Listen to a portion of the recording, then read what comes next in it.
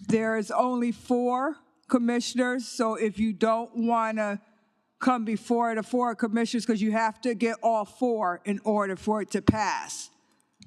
So if you want to come back when it's 5, you could do so. We can defer it until next month when there'll be 5. It's entirely up to you. I will. We're going forward. Okay, you're going for it. Okay. So I wanted. Oh,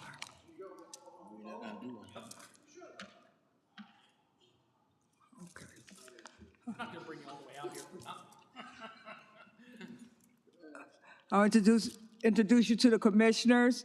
On my right is Egbert Williams. To my far left is Paul Miller. To my near left is, what's your name? I'm just kidding. Eric Johnson. And I'm Robin Shepherd, the chairperson.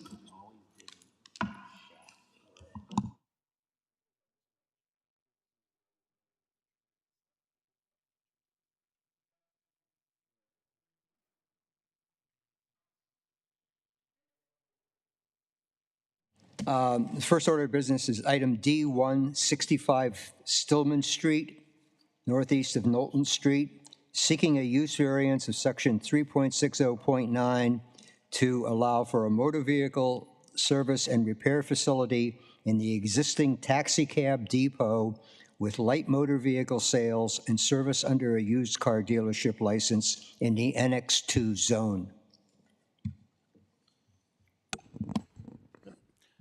Chair and members of the commission, Chris Russo with Russo and Rizzio LLC, offices at 10 Sasko Hill Road in Fairfield, here on behalf of the applicant for a light vehicle sales and repair, and really to kind of reduce the intensity of the use on the site. This is a site that has a long-standing history that, as an industrial property that I'm going to go through with you.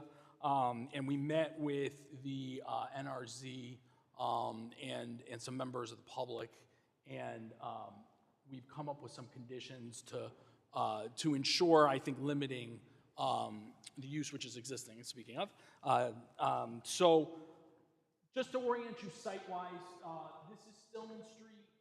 The property is located on the northern side of Stillman Street. It's around an 11,000 square foot lot. It has an existing one-story building that's proposed to remain as is in terms of its footprint. Actually, if you drove by today, you might see they're actually doing renovations. But as far as its footprint, it's staying the exact same as it's always been. It is on this block that is triangular. Vernon Street, there's Knowlton right there, making up one side of the triangle, and then Vernon and Stillman converge at William Street. So it's this triangular block. And what I can show you is it's a property that has and that block has just had a history of being industrial. So this is the site. Again, it's a taxi depot. Existing building here. This is the building here. It's got one garage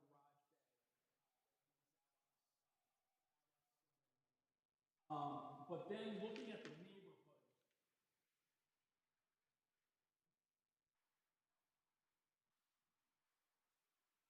really just I mean it's particular.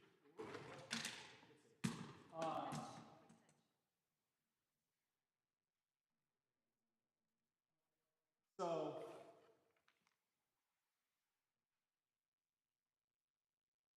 These are the surrounding properties. So you have an industrial building. This is right to the left of the site.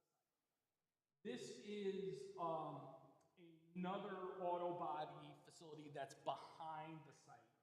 And then this is the property. It's another auto body site that is to the right. And here at the corner, so William Street is here. Stillman's coming here. Vernon's coming here. There's another vehicle shop, car wash right now. So it has a long-standing history as being an industrial area. This site, for example, used to be where there was milk distribution, there was cheese manufacturing, there was a print shop, and then last came into this taxi depot where they ran the taxi business and also repaired the taxis within this building. And so essentially, it's not changing at all. They're still looking to repair vehicles within the site, but again, we're looking to reduce the intensity of the use, and I'll go through that in a little bit. But first, I wanted to show you, just looking at the zoning history of the site. So what happened was, this is the old zoning map. So this zoning map is no longer in effect. But when my client took title to the property and started using it as taxi depot, this was an industrial area. It was in an industrial zone. Here, the light purple and purple are industrial zones that allowed this type of vehicle repair. So you see the site's highlighted in black there. It's in this light pink. It was the MULI zone. And so that zone allowed vehicle repair. So he was in a zone where that use was permitted. When over, just look kind of like at this area, and you see how industrial this all was. What happened was that area got broken up significantly. And so what you see here in the industrial portion of it also got eliminated.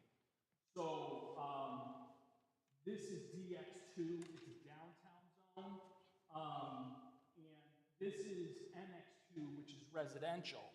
And you can see the property here got switched into a residential zone, despite the fact that in its, over half a century existence, it had never been housing. It had always been industrial. The only area you can see kind of, it's off here on the map, is this area up here. This is a CX zone, allows limited industrial, and then this gray up here is industrial. So comparing it to the previous map, a huge industrial section of the city was removed and was placed in these zones. And so the issue is that it placed this property, which again had a conforming vehicle repair use for the zone, into being a non-conforming use under the new zoning regulations. So it wasn't something, he knew that his use wasn't allowed there, and he went and tried to establish it.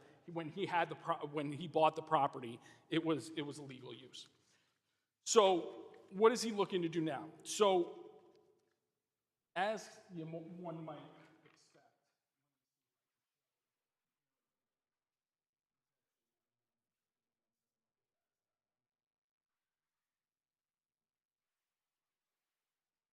was a time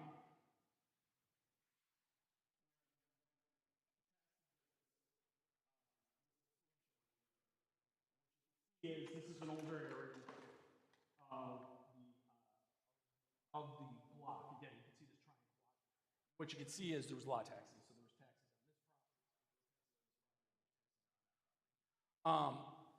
Uber, Lyft come around, and the taxi business has shrank considerably. So he's reduced it down, and now it's just limited to this site.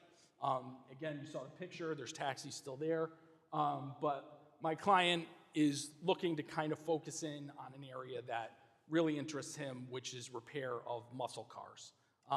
And so what he's looking to do is transition away from the taxi and just do light vehicle repair to muscle cars. I've been before this board and also the Planning and Zoning Commission for similar types of uses where folks are looking to repair a specific type of car and then sell it to mainly an online community.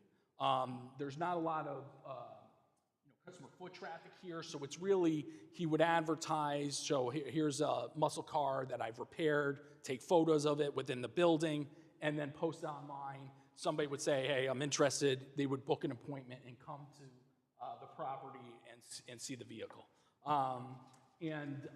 So that's the light vehicle sales and repair portion of it. With that, and again, talking with the neighbors to try to reduce the impact to the site, because it's going to be a fairly limited operation, whereas right now, it's a taxi depot that really doesn't have any limits on it. We're proposing as condition of approval to restrict it to 10 vehicles on the interior of the site, so no more than 10 vehicles being repaired at a time. Another condition being that they are to be stored entirely within the building. So you are not going to see what you see on other auto body properties where you might look into the parking area and see the front end is ripped off because they're repairing it. So when you drive by, you just see a bunch of cars with the front ends ripped off. Or you see it on the street, which is even worse. So what we're saying is that no vehicles that are being repaired would be on the outside, on the site, or on street. And the other thing we are proposing is to install landscaping settlement. So it's on the plan, but we agree to accept it as a condition. Building, here's the driveway, and you'd have a landscaping screen there to screen the parking area. The other thing we did was, because there was a concern about whether or not the use would need to use on-street parking, what we did was we designated spaces on site. And just so you know, for the operation, my client is expecting that 2 people would be working there at a time. He said at most 3 would be working there. And then, again, people coming to the site would be really on an appointment basis. So you're talking about maybe they would have 2 patrons come at the same time. So we have enough parking on site to handle the parking needs for this particular use in its restricted condition. Regarding an approval of a variance, this is a case, it's a little unique compared to your typical zoning variance case, because what we're proposing is a reduction in the intensity of a non-conforming use. And that's important because there's a specific case regarding the authority of the ZBA and the right of ZBA to grant such a variance. Almost 90% of ZBA cases fall under the hardship. Typically, I'm here and I'm telling you about a hardship.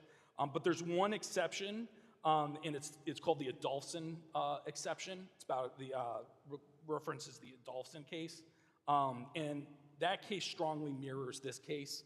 It involved a property that had a foundry, and the applicant applied for a variance for an automobile shop.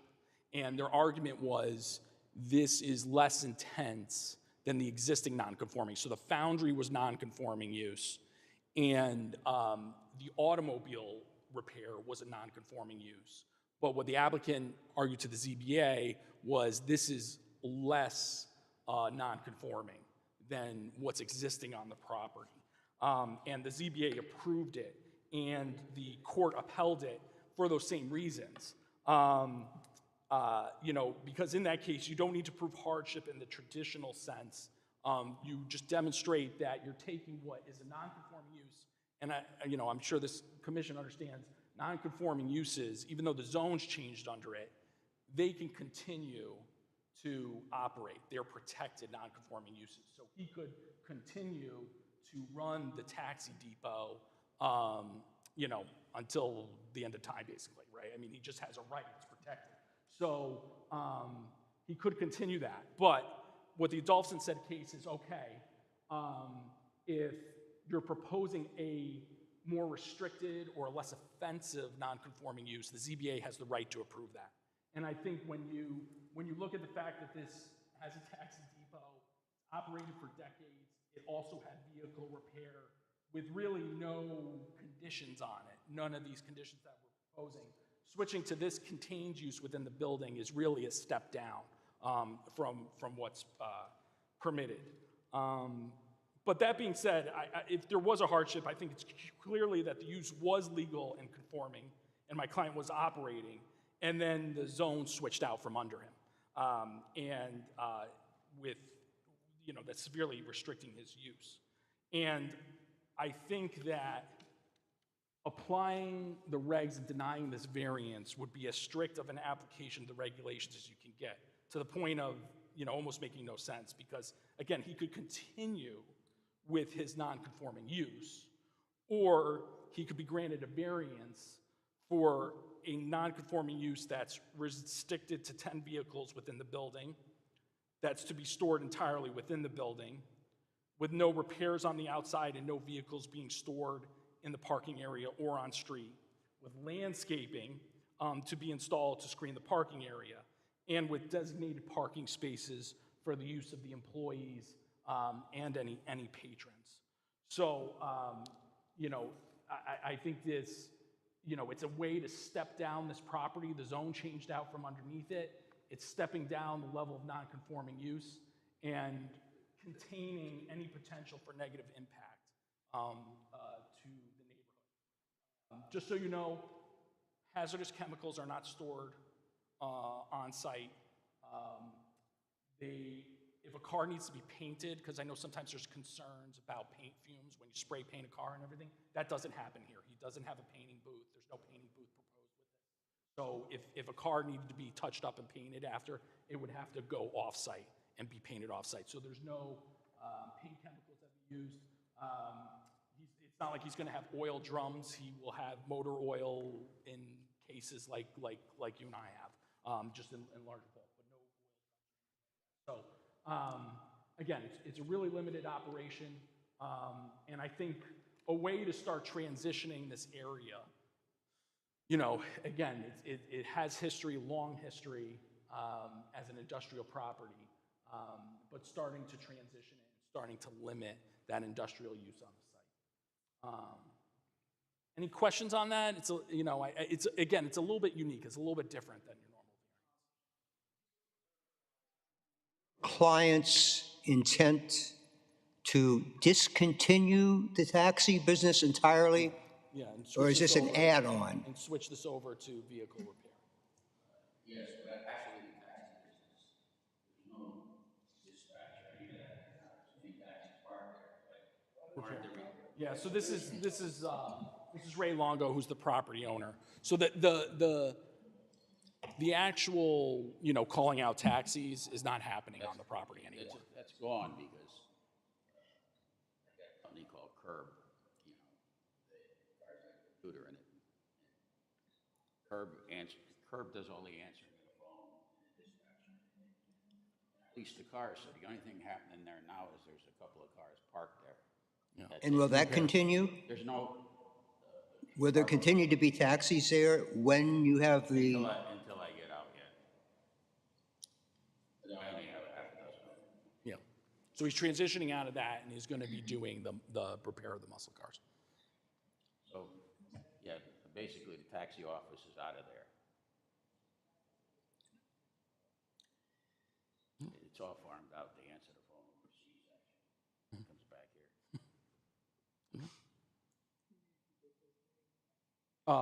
It's Ray Longo. He's the member of the LLC that owns the property.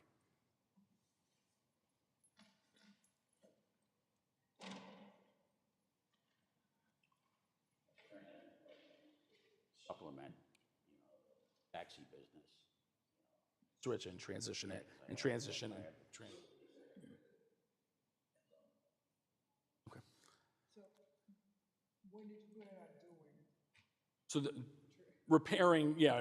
switching to repairing muscle cars, right? No, Classic muscle I'm cars. saying, when were you planning on doing that? Now, later, you said you're, Well, once we get the approval, then we can apply for the license to be able to do that.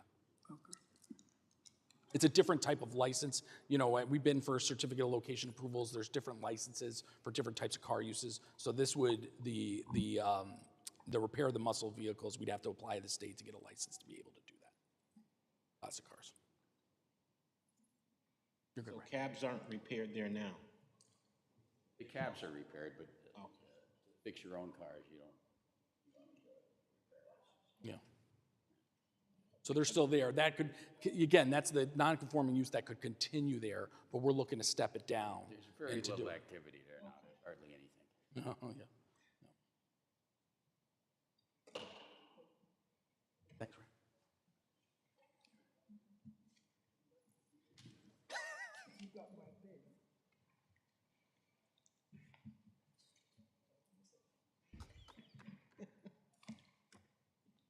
It's, you know, sometimes when I like when we come forward with an application, it gives us an opportunity for properties that haven't had to come before in a long time to get conditions on them and implement things like, you know, there's no restriction on this property from having a taxi vehicles that are being here outside. But come in for an approval, looking for an approval to be able to make this transition, it allows the opportunity to condition the approval to make sure everything happens within the building, the landscaping happens, you know, all those things, and restrict it the number of vehicles that can be repaired there, because, you know, otherwise, you know, you kind of see like back in the day, and actually, if you look at some of the other properties as well, you know, you can see it in the pictures that I showed, you know, you got cars piled up everywhere, and it's all just kind of jammed in there. And so, this property will be unique in having this condition and making sure all that is contained within the building.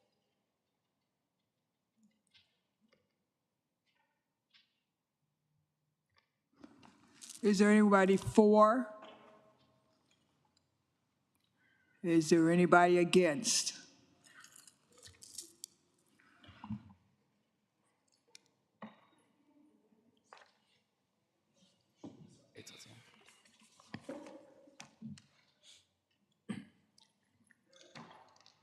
Good evening.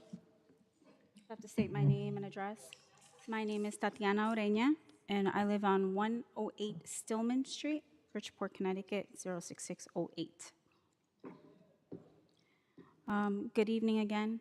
I just want to quickly say that I am also the clerk for the Board of Park Commissioners, so I'm running on a Zoom meeting. I'm going to say my piece, but I also have my councilwoman, Maria Valle, and we have our resident here on Stillman Street that's going to speak. And I just want to express that this is important to us, so that's why I'm taking out the time to be here. Again, my name is Tatiana Oreña. I'm a resident of Stillman Street, and I also serve as the president of the Eastside NRZ. Thank you for the opportunity to speak with me regarding the request for variances on 65 Stillman Street. I want to begin by saying that I respect and support responsible business development in our city. However, zoning regulations exist for an important purpose. They guide how land is used so that development happens in an orderly way so that businesses are actively and balanced within the health and safety and general welfare of our residents who live in these neighborhoods. The request before the board is a use variance, is to my understanding, to allow a motor vehicle service and repair facility with light motor vehicle sales in a zone where this type of use is not normally permitted.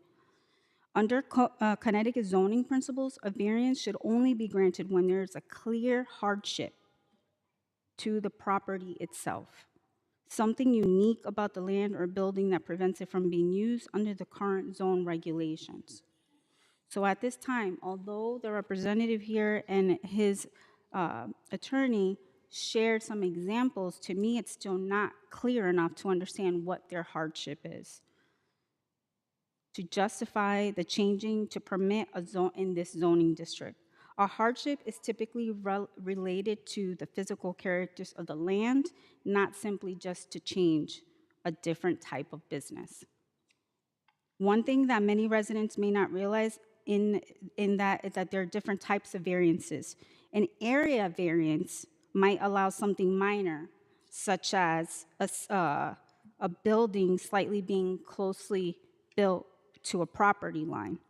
Whereas a variance, a use variance, however, is much more significant because it allows a type of activity that the zoning regulations were designed not to permit in that area, but now changing that variance would be considered most difficult for that variant to be justified. So granting a use of variance without a clear hardship can also create precedents. The zoning regulations are carefully established through planning and community input. So all this work that were changed years ago, all these zoning regulations, it had community feedback.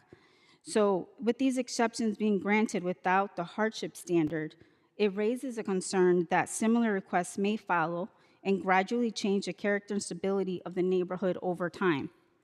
As someone who lives on Stillman Street, I can also share that parking and traffic flow already is an ongoing challenge.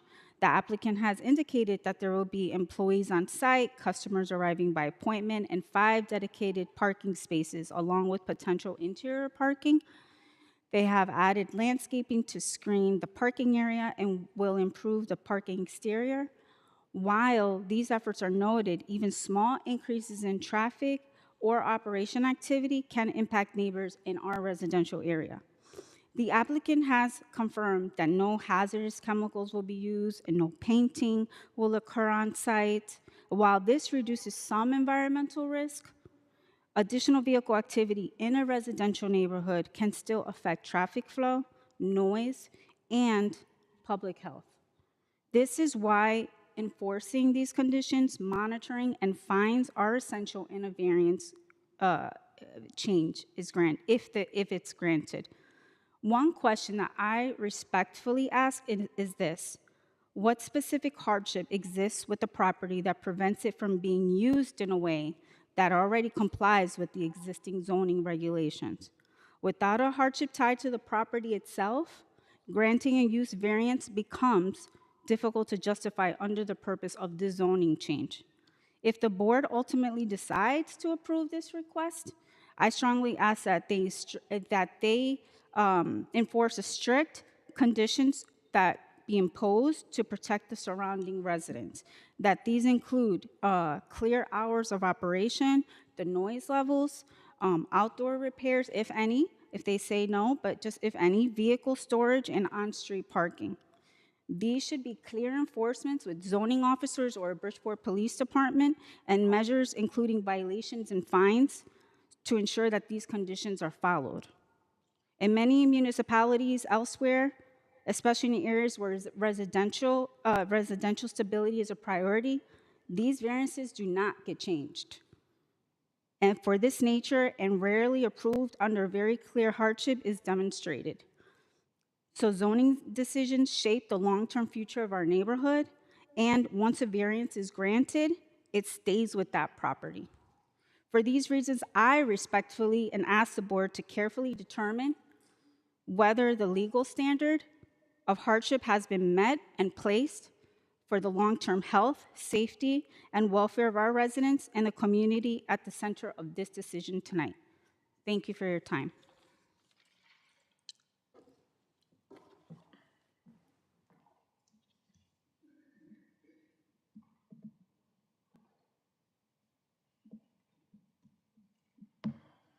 Good evening. My name is Maria Inez Valle. I live at 561 Brook Street. I come before you again to question this project that is moving forward, right? And as Tatiana stated, I hope that you really look at this situation and do right by the people that live in that area. Perhaps, I know some say you don't, apples and oranges don't mix, but just a little scenario that I wish to bring to you.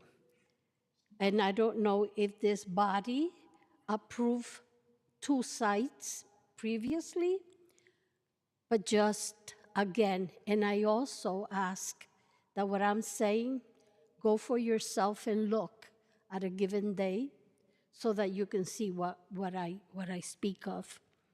On Helen Street, and I know it's Stillman, but on Helen Street, there's a bottle redemption center.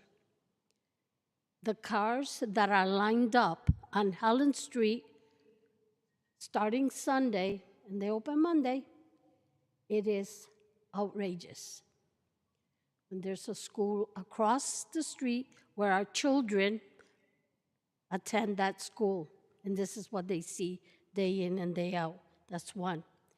Then again, this body approved a 74 unit to change the zoning to have X amount of cars instead of, or at least, I would say, force the individual to make sure that there's parking for our people to park, right? And if you saw this storm that we just had,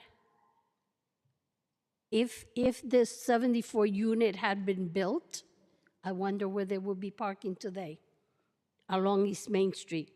And now we come to Stillman Street, already as Tatiana stated, and we are again witness to this. There's not a lot of parking there. And for some reason, it's called the Five Corners, Las Cinco Esquinas. I don't know how that becomes five corners, right? But someone opened that, purchased the building, and they had a car wash there. I don't recall coming here, right? And someone asking permission to open a business, a car wash business. And then the residents that reside on Stillman Street and in the surrounding areas were suffering the consequences of someone's negligence in not watching what was happening.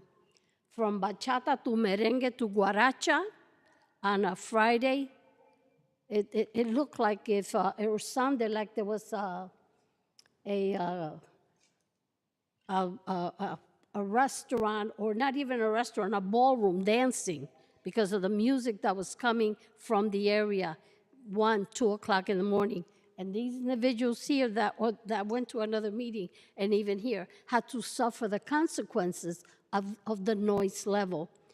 And again, and I understand that hardship, now it's not the residents' fault that Uber, whatever means of transportation, has really taken over. And I, for one, love to take the taxis when they were available and I wasn't driving. But again, time changes. All I'm asking you to please go by this area on a given day, periodically check out the area so you can see what we mean. There's no parking there. And then there's even, car repair shops. Why there? There might be other locations.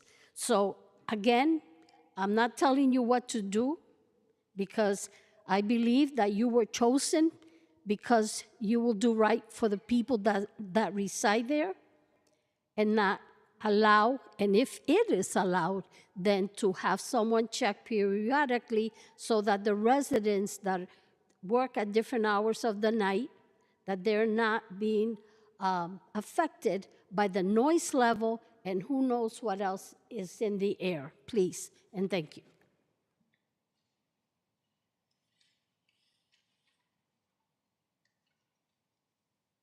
Hello, my name is Judy Gray. I am the property owner at 28 to 36. They have it 38, I'm sorry, 26 to 38 Stillman. They have it listed as 42 Stillman, but, so I'm right on the corner. I've been there since 2002. And when we first moved in, and a few years even into us being there, myself and my husband and family, we had issues with parking from the cab company. Cab drivers would park right in front of our house. My husband would come out, hey, can you move the cab? You know, we need some place to park. That was before we owned the property at 28. We purchased the empty lot. So we do have a small driveway that we use, but we do own 3 cars plus my daughter who comes there and my other daughter. So we have 6 kids, 13 grandkids between us.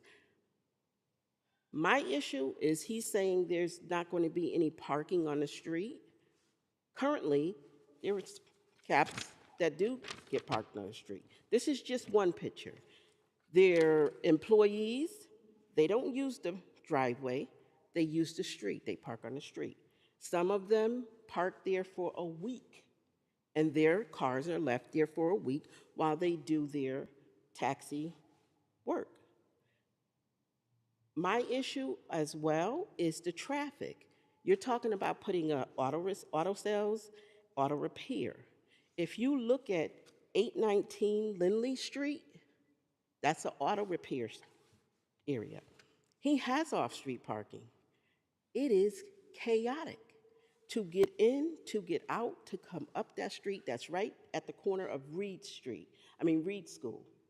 Reed School leads in. So it's right there.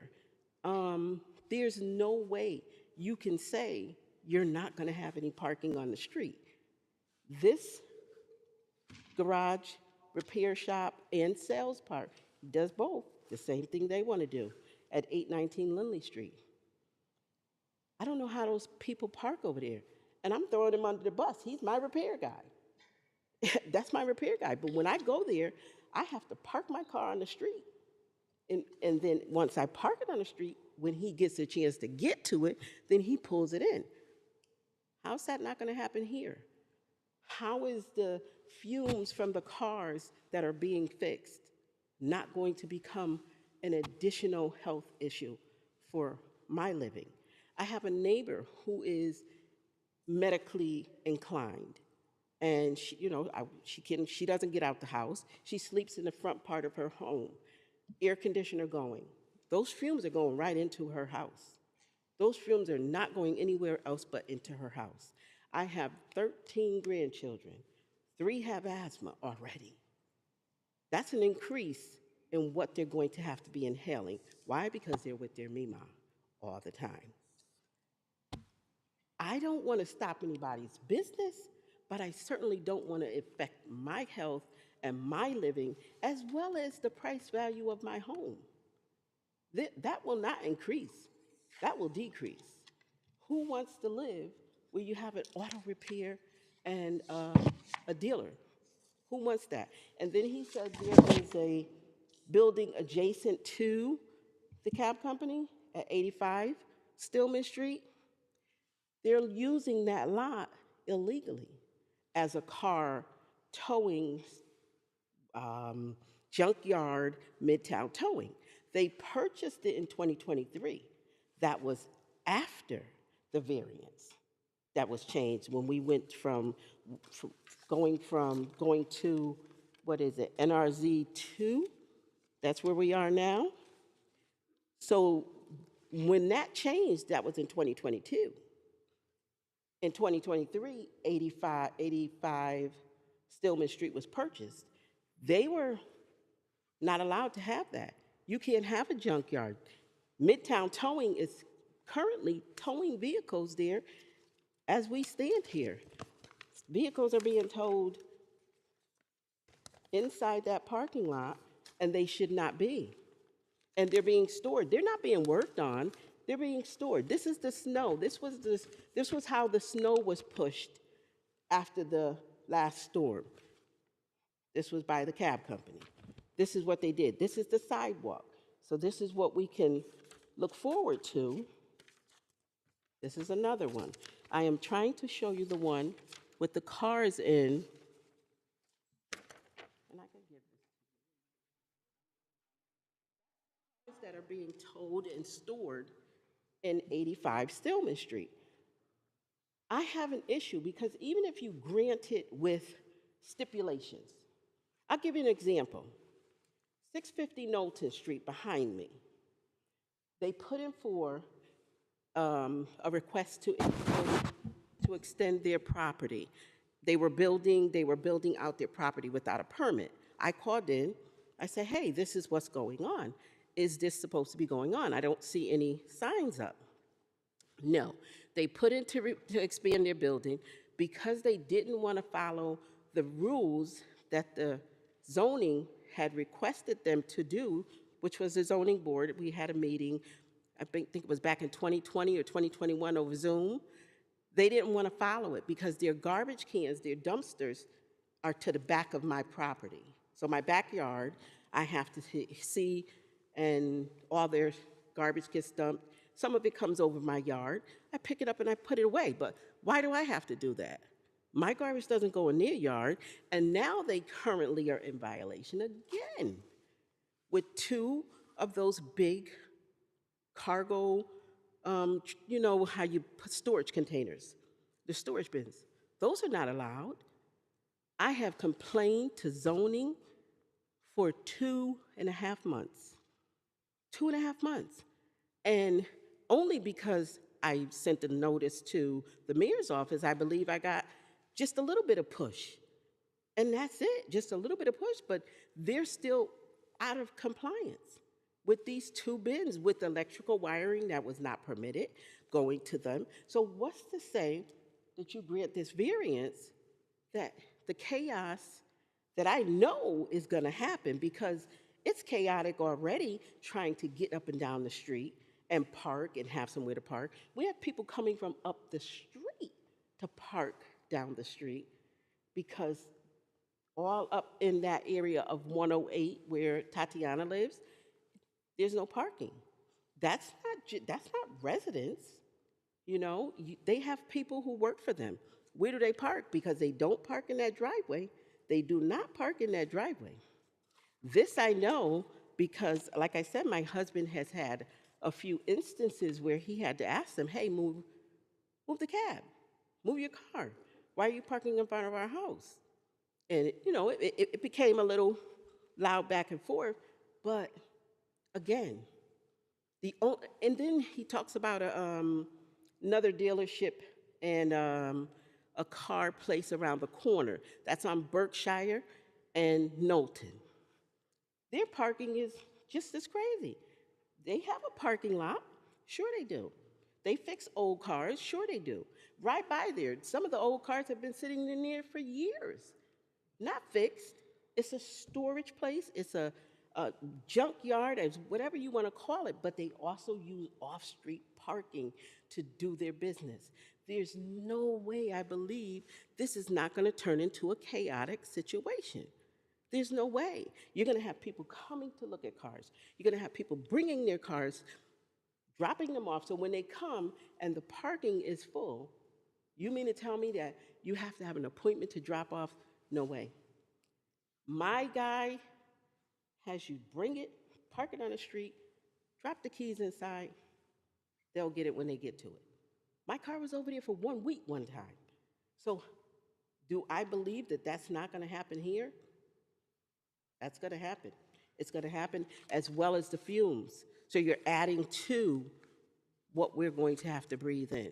You're adding to what my neighbor, who's disabled, she's not able to get up and down the stairs to go up higher away from the fumes. She's right there, right across the street. And I am too, right across the street. I'm 62. I would choose not to get asthma at this point. I would choose not to breathe in those fumes. And if that means that I have to ask you not to pass this, I ask you that. Because this is a residential community where we are larger than the businesses there. But the businesses seem to get more than we do when it comes to consideration. And that's all I want, is consideration to live comfortably and not with all the excess that this is going to bring. We already have, like I said, 85 Stillman Street. You're going to have them coming before you because I called in on them yesterday. There's no way we should have to go through this with companies. Yeah, okay, it was an industrial company. You changed it, it changed for a reason. So why give a variance if it was changed? It was changed for a reason. So can this reason be? It doesn't need to be there. It doesn't, and what's to say that the cab company is not going to continue to run its business on top of the car business, on top of the repair business? Auto sales, repair, and cab. So when somebody needs a cab, what you're going to keep 3 or 4 cabs on duty so that you can give them a cab and still make money? Money is the root, and it's not the root of good. It's the root of evil. So if this comes, this is going to be evil for us. And we're a handful. And I can go out and I can definitely get signatures for you to let you see what people feel. People are afraid to come out and talk because they think they're going to be, looked at negatively, or, oh, I don't know if I want to do that. I don't want to make anybody mad in the city, and then they come after me. Come after me. Feel free. Come after me. I have a strong husband. We have been in the community since 1999, offering free basketball, travel drill team that we have taken all over, all over. And the future has given to the community. All I ask is that you give us the right to live in a decent and clean environment. That's it. Thank you.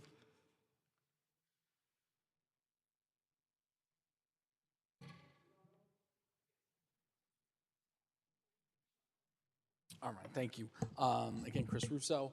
And it's funny, I don't, a lot of the comments, I don't actually really disagree with a lot of them, particularly the points made by Ms. Arena, who, the East Side NRZ is very well served by her, because she's very informed and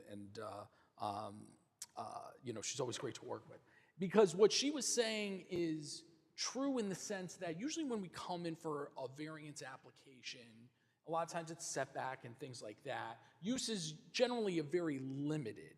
And I think she's also right to say that use variances are sparingly granted because, for instance, if this was an area that had a history of housing, maybe it even had a house there, and then you came in and you said, I'm going to introduce this new use, light vehicle repair, give me a use variance, that almost always would not be an appropriate case for the granting of a variance, for use variance. So I agree with her on that, in that you issue those types of approvals in very limited cases. The thing is, this is one of those limited cases, and this is one of those exceptions, because it is a property area where it's been industrial, again, for over a half a century at least. As far as back the records go, this has been industrial. This building has always been industrial. And it has this use there, which has a legal right to continue. The light vehicle repair, it continue. When zones, it happens, I won't say often, but it does happen a lot, where a zone will be changed underneath a property, and the use will become non-conforming. I mean, if you drive through the city, there's probably a lot of places that you drive by, and you're like, how did that use get in this neighborhood? Well, it's a pre-existing non-conforming use, and they can continue, they're protected under state statute to continue that use. So my client could continue to operate a taxi depot. Now, yes, the taxi depot business is shrinking, but he could still operate and repair taxis there. He can run a taxi depot. He's not looking to do that. But it's almost like he would be forced to go back and try to revive, because he would have to continue that non-conforming use. He's looking to step it down. And that's where I think the difference is from what Ms. Arena's describing, because, again, this site in particular has a pre-existing non-conforming use. And the thing that some of the neighbors are saying, I understand, because, again, this is the issue that you run into, not just the city, really any towns, in that you have these properties that have old approvals. And no disrespect to some of the zoning departments of the past and old approvals, but they're not exactly detailed and particular in the way that nowadays we set conditions and we set standards. So on this property, which is not my client's property over here, or on this property,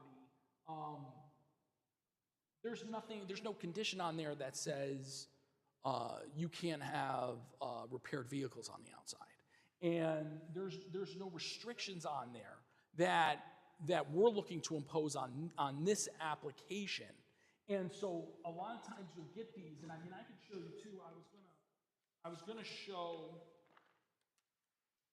this aerial here in the vicinity of the site where you can see there's all these properties that they just go back a long time and they're allowed to continue operate. The nice thing about coming back in with an application is you could put these conditions on. And so if Councilwoman Valle, if Ms. Arena drives by the site and they see a vehicle that's got its front end off because it's being repaired and it's on the outside, they can call zoning and say, this is violating the condition that was specifically put on this place. And then zoning issues a notice of violation, and the owner of the property is required to respond within 30 days. Either they could appeal the decision, or they can appeal the action of the zoning enforcement officer to you and say that action's not right, or otherwise they're in violation and they could start getting fined for it. Some of the other properties, the problem with a lot of these properties is you can't go and fine them because they don't have those conditions. So, you know, and I also, being the person, like if I was a lawyer who was appealing that and I had to come in and say, you put a condition on here that there's not supposed to be repaired vehicles on the outside, and there is repaired vehicles shown on the outside, it's not gonna be a good case before you. So I think inevitably that person would have to just abide by those conditions. And I think that is something that, that this board can do. They can take what is a non-conforming use and they can reduce the intensity of it.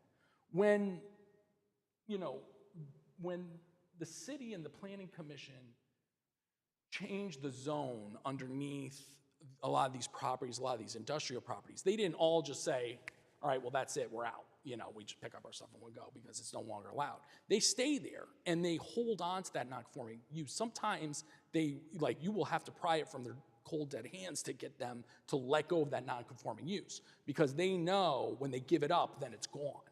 So a lot of times these places will just stay the same for a long period of time. They won't change.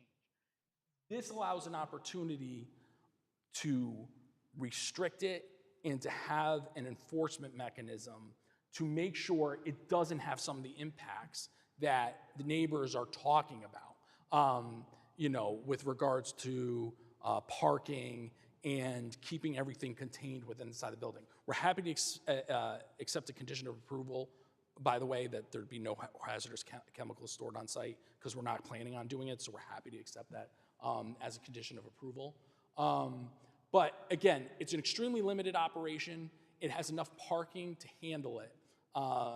When I met with the NRC, we were talking about the parking because they said that that was a concern. I said, just remember, and Bill Coleman's not here to yell at me about this, but the new parking regulations have no parking requirement. So if somebody came in here and redeveloped or did something different, it's possible that they could have very little parking to no parking and be compliant. Here we're saying there's 5 designated parking spaces. It's limited to repairing at 10 vehicles. Keep it very contained. It has to be within the building. It just naturally limits what can be done on the property. So again, I appreciate the comments of the neighbors. I fully understand. I think practically when you get to transitioning these properties from their non-conforming status, it's not just everybody just picks up and leaves. It's something like this where it's a gradual process and you step down the intensity of the use of the site. So with that, happy to answer any additional questions, but respectfully request your approval of this application with the conditions, you know, as I stated in the presentation.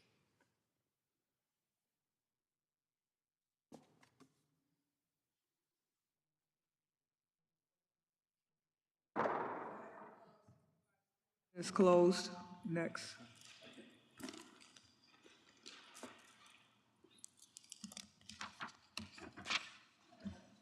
The second case for the night is number 195, 199, and 205 Poplar Street, west side of the street, seeking a variance of section 7.140.5C to legalize existing 6-foot fence in the front yard in an Annex 2 zone. Chair, members of the commission, Chris Russo with Russo & Rizzi LLC offices at 10 Sasko Hill Road in Fairfield, here on behalf of the applicant. So this is 195-205 Poplar Street. It's about 2 minutes from my old house. And it's in the NX2 zone. And as you can see, it is a 5-unit building that is there. There are 2 bedrooms in each unit, so a total of 10 bedrooms. And the site, which you can see here,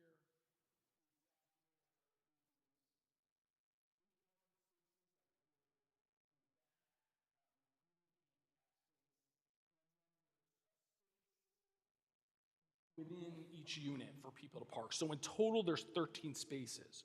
So it ensures that each bedroom has a space with a few extra for visitor parking, as well as a handicap space.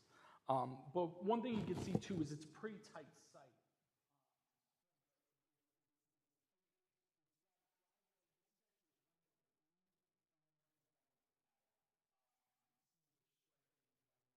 One of the pictures you probably see that there's striping that leads you one way in and one way out.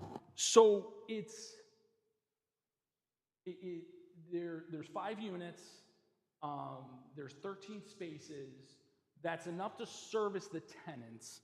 But you know, my client was really looking to make sure it was kind of contained and that the tenants knew that they had parking spaces. Because one of the issues, if you know Poplar Street, there's parking on both sides of the street, and it gets used.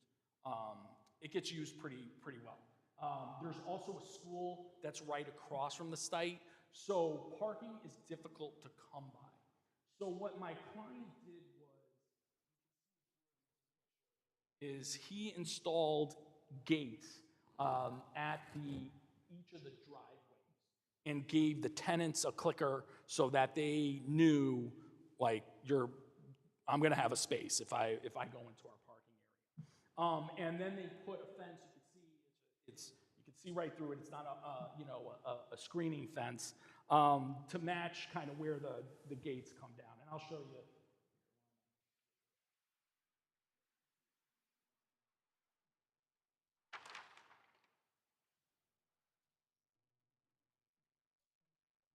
So black fencing, you can see it here, that aluminum black fencing, and here's the gate here, and a gate here at the other driveway, and then, obviously. It matches stylistically with the school across the street, which actually is an 8-foot fence that the school has. They have an 8-foot fence. This is a 6-foot fence. So he installed the fence, and 6-foot fences are allowed, but they are not allowed on the frontage. At frontage, it has to be 4 feet. So that's our variance. We're asking to permit, because with the gates, this ends up being a 6-foot fence. So instead of a 4-foot fence, a 6-foot fence. A lot of properties on this street have fencing.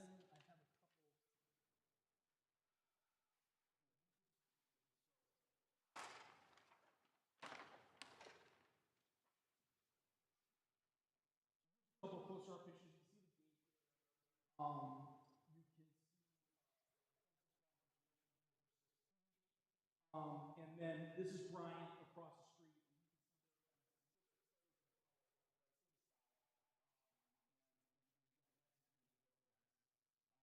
Also,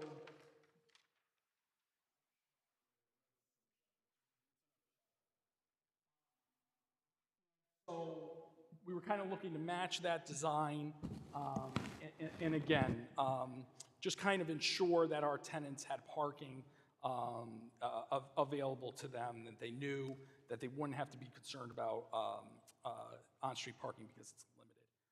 So regarding for hardship, parking is a necessity for tenants on the site. Poplar Street is a relatively narrow street, which features, again, parking on both sides of the street. And further, we have Bryant across the street that, generates some traffic and parking demand for sure. So with that in mind, the applicant installed this fence so that the tenants could ensure that that they have parking. It's unique in that it's a multifamily property of 5 units on the street. So it has more parking demand than some of its neighbors. There are multifamilies on that street, but there's not many, there are 5. And, I think my client has done, to go back.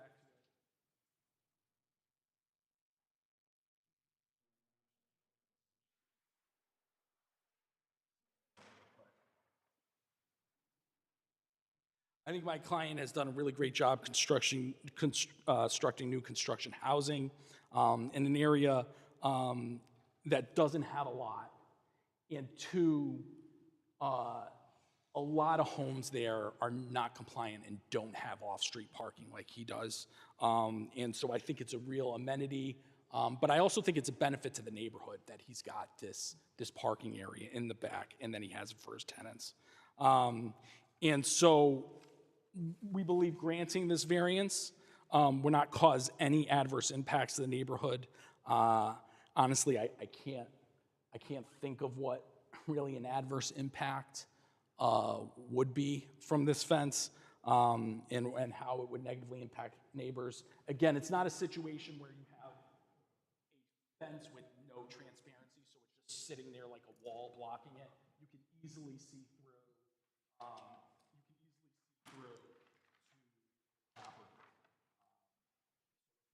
It's not doing anything.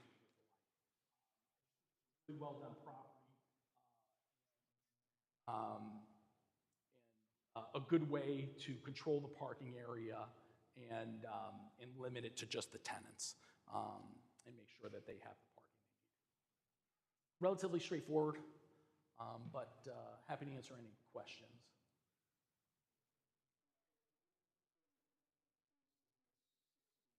Is it the fence itself, or is it the archway on the gates? This is 6 feet, so there's a measurement here to show the main part of the fence, and that's 6 feet. And then it gets a little bit higher because the way the design of the gate.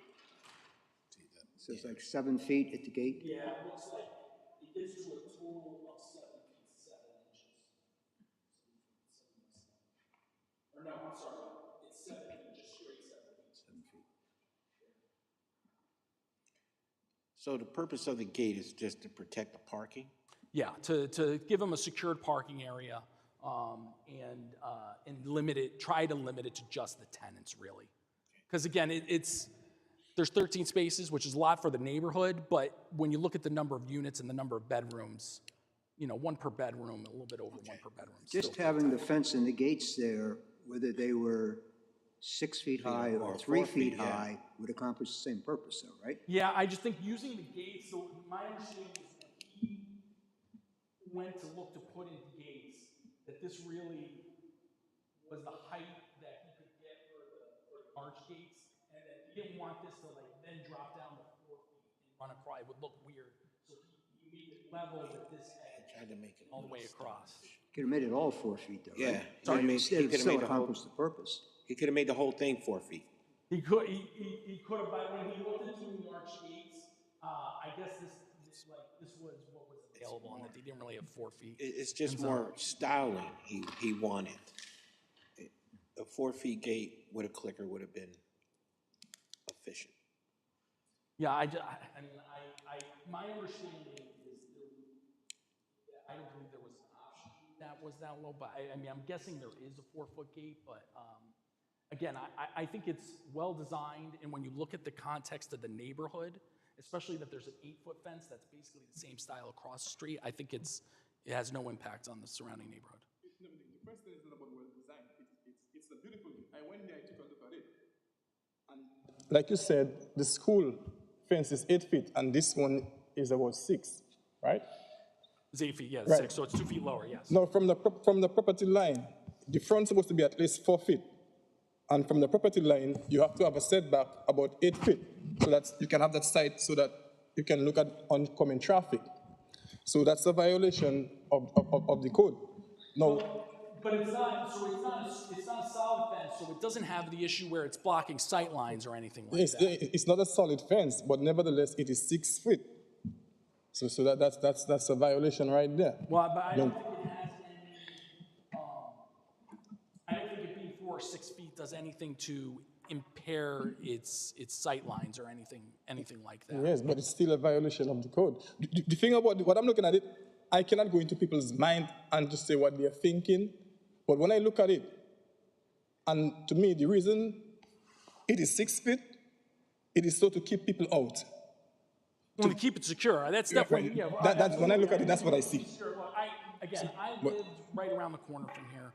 There was, when I lived around there was definitely issues with, I had a break-in in my car. My brother, who lived next door to me, had 3 break-ins to his car. And so it's, there's definitely safety concerns there. And so I think, again, having a secured parking area, but that one that's done nice, and provides plenty of off-street parking for the site, I think is, certainly I don't think something that's really in contradiction with the intent of the regulations, even though it's But again, that's not a hardship. That's not a hardship. You cannot just come into a neighborhood and violate the codes and just build a fence and just say, okay, and then come back to the people and claim a hardship. So to me, that's not a hardship. But part of the analysis for a variance is looking at the context of the neighborhood.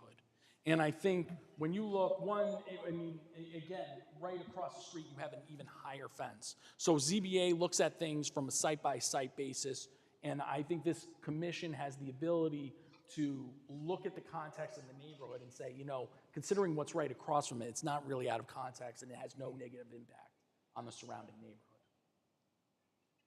But you're saying that the fence is to protect, parking. I went by there 3 times, and the gates has been open 3 times.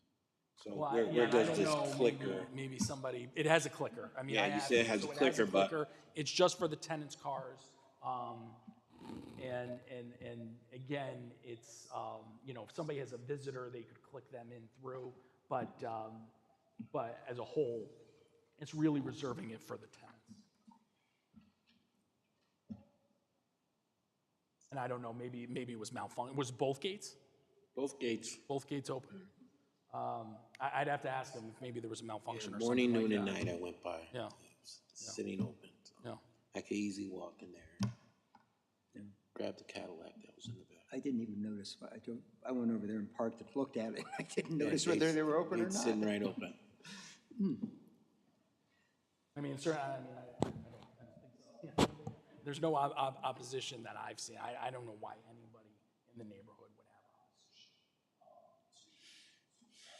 have a Council, do you know, you may not even know this, ACI Castello Properties LLC and Marcus Weinheimer, the architect, did any of them bother to find out what the zoning regulations were before they went forward with this project? I don't know. I don't know the answer as to how they made the mistake. Again, 6 feet, is my understanding, is allowed in other areas of the property. So maybe they were under the misconception that you could continue that in the front. But I don't know that, so I can't testify to that. Well, based on what I read, the reason they gave for the 6-foot fence is that they looked across and they saw the school is 8 feet. So they assumed, based on what I read, they assumed that they could go with a 6-foot fence. You cannot assume, you have to come through zoning. Understood.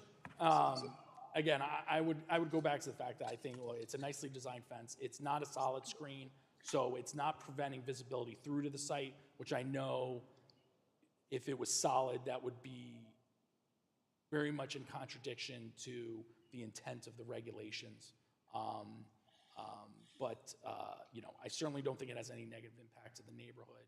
And I think the fact that the tenants there have a secured off-street parking area is a benefit to the entire neighborhood.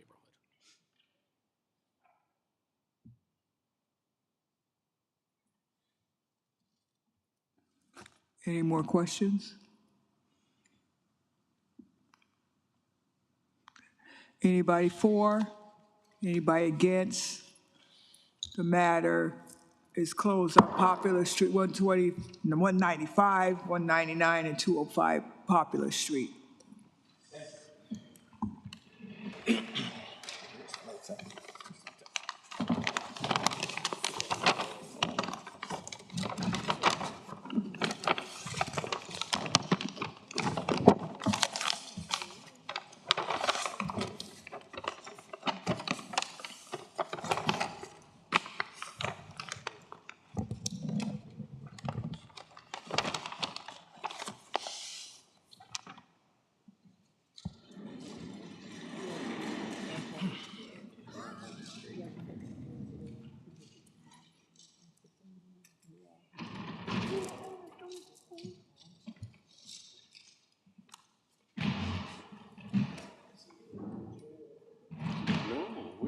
No, because of the snow. No, Yeah, both, yeah. snow January or February. Yeah.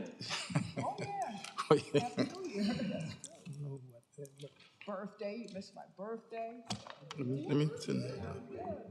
My birthday's January. Wait.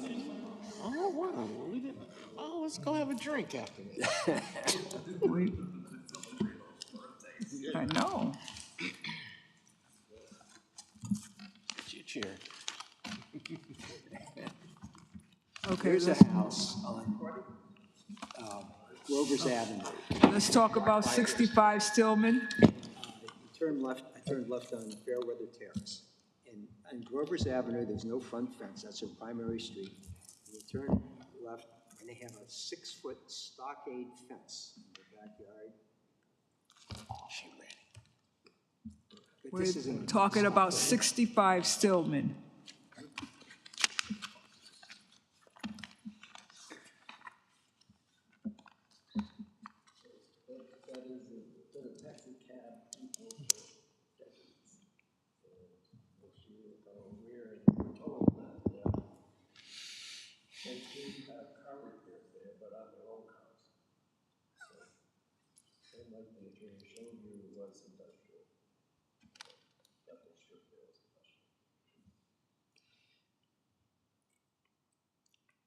it appears the primary hardship on that case, when they mentioned Ubers in the lifts, that's the real hardship. And also the fact that we went through and did a rezoning. And so now the zoning as it currently is, the change to this would be prohibited. But this isn't a traditional hardship by any means. If our friendly councilman Maria Pereira were here, she'd go nuts on something like that. You know, it's, You have a point. Use variance is most of the variances that come before you are spatial, setback, height of a fence, Yeah. height of a house, or something like that. And a lot of that relates to, like, Russell mentioned, is related to the land. So it might be a slope property, it's a narrow property, or there's ledge there, so they have to move it closer to the house, or this way or that way. So that's most of your variances you see. So use variance is a little bit different. And the intense use of a taxi cab depot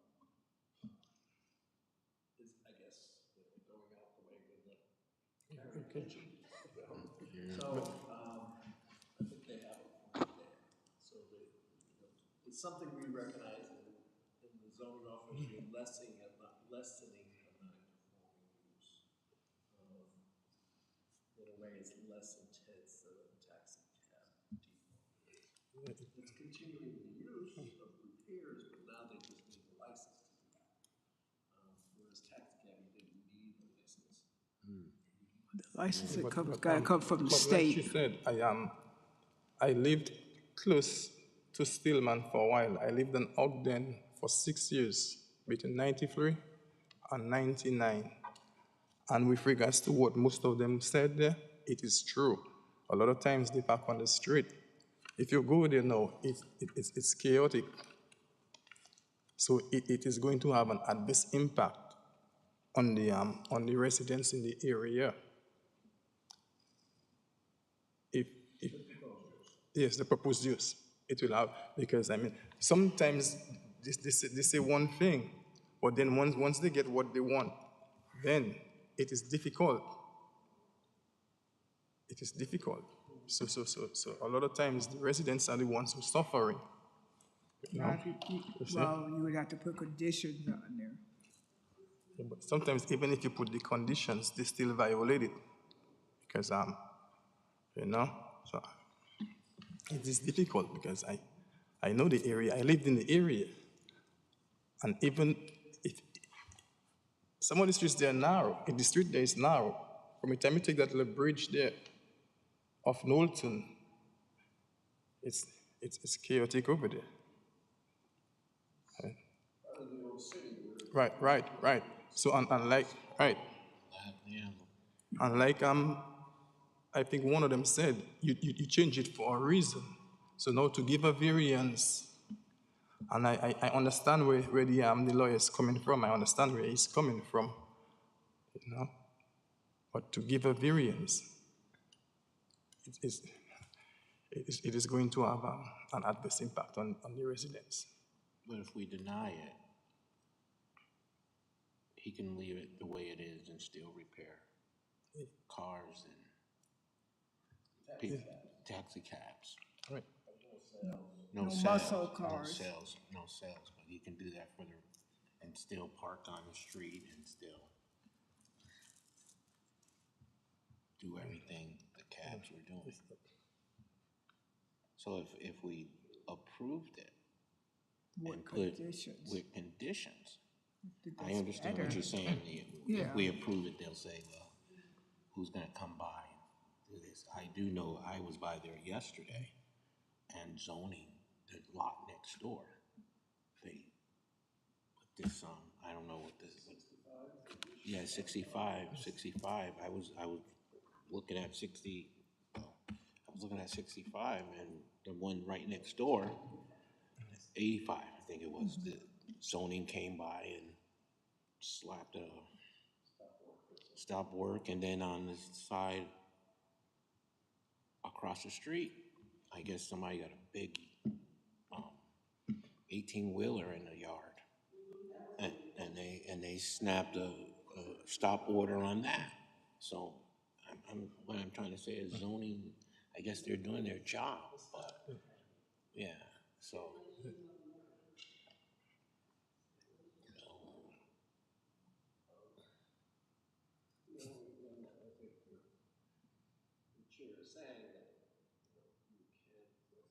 Put conditions on there, they gotta follow the conditions, otherwise they'll get fined. Because if we don't approve, right, they still get to be the taxi, they still can do repairs. They're still gonna do what they're doing now because they were already grandfathered in, so to speak, for the taxi. This way you can add, they can put in landscaping and anything else. There doesn't have space for landscaping. I don't see what kind of landscaping you would put. Just basic.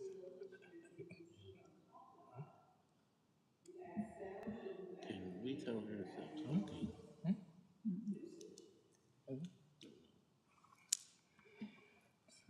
I don't, It's going to be tough, man. what do you think, Paul? It's going to be tough because, I would say that the way the zoning was done in 2022, and it became effective in 2022, would appear to have been with the intent to make this a more residential area than it is now, and that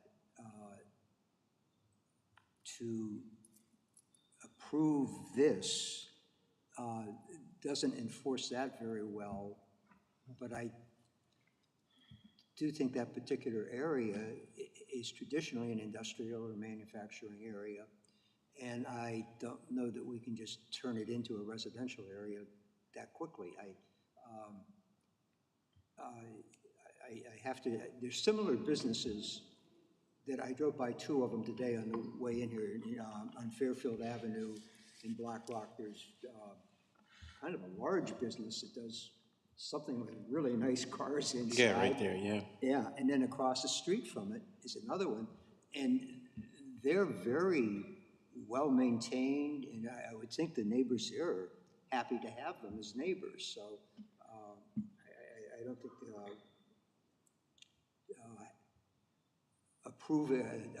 working on muscle cars in that property, as long as it's all done inside and so forth, would be a particularly bad thing, really.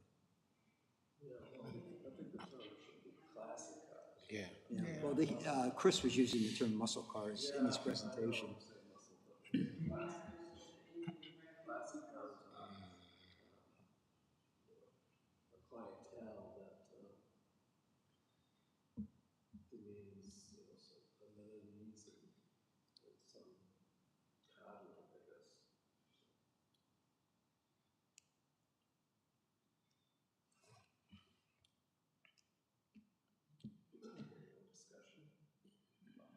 discussion?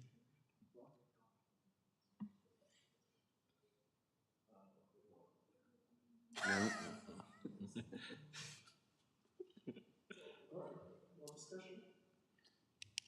More discussion? What do you think? We have to listen to the people sometimes. Me, I'm not, if I'm going to make a motion, I'm going to make a motion to deny. I mean, because I know the area well, so I know sometimes they say one thing, but then you try to hold them accountable. It's like it becomes a headache. Like she said earlier, sometimes the vehicle is going to stay there like for a whole week or sometimes 30 days. Even the lawyer said that The sometimes. street is free. I can go in front of his house and park in front of his house, and he can't do anything. That's true. That's true. But again, no, I can leave my car there for yeah, months. Yeah, I get that. That's common. I mean, but you're right. You see, so that is the thing about it is that sometimes people take advantage of these little technicalities. You see, like what you're saying there, you're right. They can park there and leave the car there as long as the car is registered and they're paying the taxes. They can do that. But the fact that you can do something doesn't mean that we should take advantage of it. So the residents are crying out to us for help. I understand that, but no one, not you, me, or I, no one can tell me, or you, I can't park in front of your house. No, I It's understand. not yours. No, I understand it's the that. city, so that's not even an argument. I know people do this. Why are you parking in front of my house? The street's not your house. And so Yeah, but they're saying that the vehicles will be inside, right? That's what they're saying. But once they get the variance, who is to say that they're going to add there to it? Because I live in Bridgeport, and I can tell you, a lot of times, it is true that sometimes the zoning is good, they will come out, sometimes even the cops will come out and they'll put stickers on the vehicles. I have seen that, but Okay, Paul. It really doesn't. I know. That's why I was asking that's what he's asking for. somebody.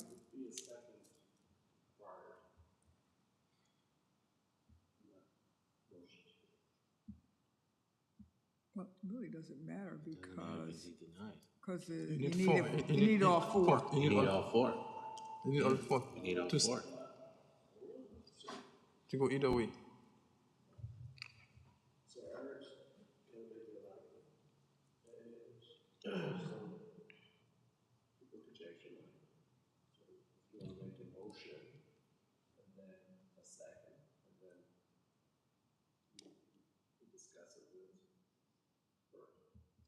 Yeah, we gotta go outside. It's not nice. I make a motion that we approve the variance.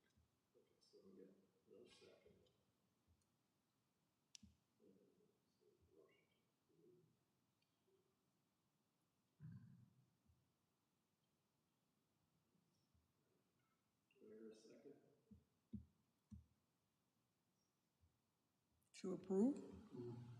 I said approve with conditions, but it doesn't matter because you can't go anywhere anyway. Can't go anywhere anyway. No. Now, we No more discussed out. discussion. We discussed out. Yeah. Discussed out cussed because out. we all think differently. Vote. I, Approve for this. yeah, Yeah, approve. I approve. Approve. So I vote to deny. That's it. so It's denied. it's denied. That was real simple. That was real simple. That was simple. We going around the world. Once he I denies, mean, it's it's over. tough, but I understand. It's sort of like I understand. parliamentary procedure. Yeah, it's I over the understand, but phone. Yeah. some people made clear as to why, so I respect that. So, reasons for denial, insufficient hardship? Yeah. No hardship.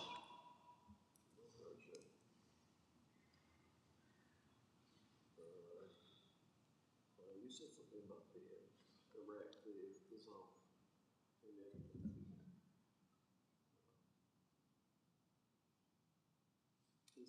Is contrary to the recent zone change.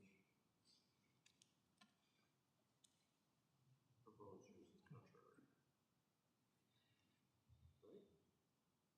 Is that pretty much what you said? Yep. Okay. Is that what we can judge of that? I always accept your rephrasing of anything. Yeah, yeah. Recent zone change. Okay. We'll leave it at that. Item 1.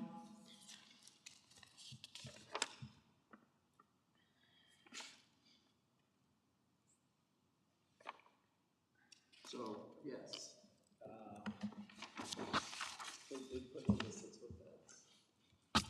Whether Bert was trying to explain, maybe they saw the one in the back, across the street and figured that it was allowed. I think so.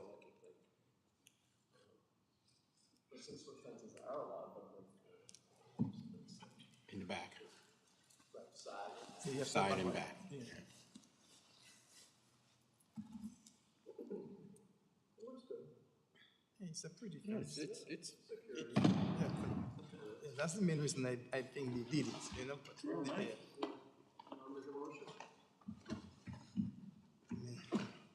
I know. You're in control, Bert, you're running tonight, yeah. I make a motion that we approve. I make a motion that we approve it. No, you guys, Even after times you've driven by there and the gates have been open, well, hey, it ain't my car. I have to be consistent because I mean, I second it too. no, I'm going to vote to deny. I'm going to vote to deny because the fence looks pretty. I understand that, but then it has to be 4 feet, and then you have to have the setback from the property line at least 8 feet. In that case, that's clear violation. Oh, it is, and that's why they're here. Right, that's what I'm saying. So I vote, and that, and it's not a hardship. So I vote to deny.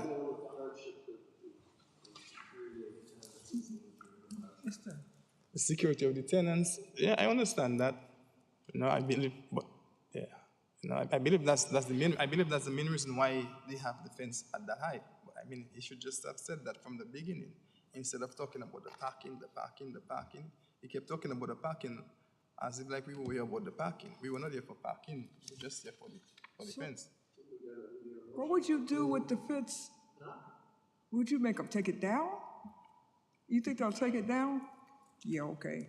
No, but again, you see, we cannot just let anybody comes into Bridgeport and do whatever they want. We live in Bridgeport. We have to we have to set an example. We have to set a precedent. You know, we want development, but they have to do it the right way. You know, I mean, it's a pretty fence. Trust me, I say it. I like the fence. I like the gate. But what are we saying?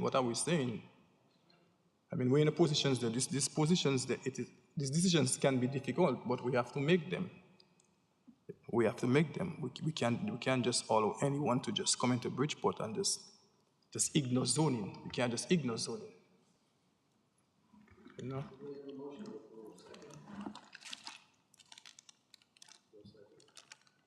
One second. I thought he, did you make that motion? Yeah. No. Yes. 2 and 2. No, to deny. Because all the fences over there are in compliance. You gotta take them all down, the whole street. No, they're not that high.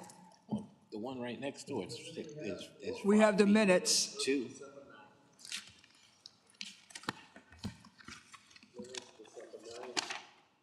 I make a motion that we approve the minutes. Second.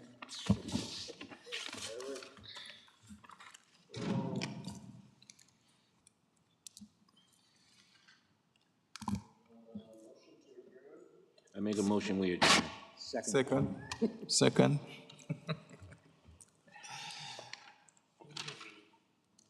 Yeah, I'll be playing with my emotions.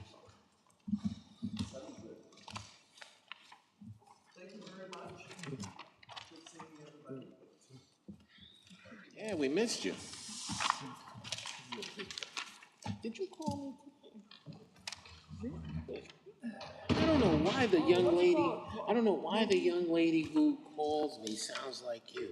It probably was Gloria. Yeah, it's Gloria. She calls me and she sounds like you. And I sit there, I'm like, I want to say something.